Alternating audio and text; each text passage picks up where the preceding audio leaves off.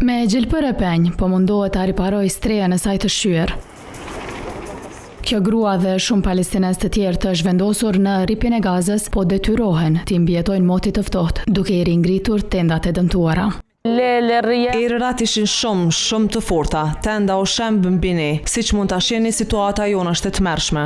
Pavarësisht kësaj, kushtet atmosferike u bën shkak që të martën disa persona aty të humbin jetën.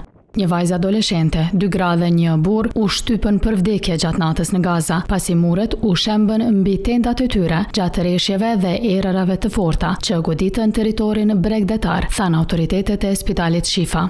Të paktën 5 të tjerë u plagosën në ato incidente. E një i moshuar nga kampi verior i refugjatëve në Jabalia kritikoi kushtet që përjetojnë shumica e banorëve të Gazës. Tendat nuk funksionojnë as në vere as në dimër. Ne lam pas shtëpitë dhe ndërtesat me dyert që mund të hapëshin e mbylleshin. Tani jetojmë këtu, as delët nuk jetojnë si ne. Fushata e bombardimeve të Izraelit ka shndëruar lagjet e tëra në rënoja dhe struktura gjysmë të ngritura.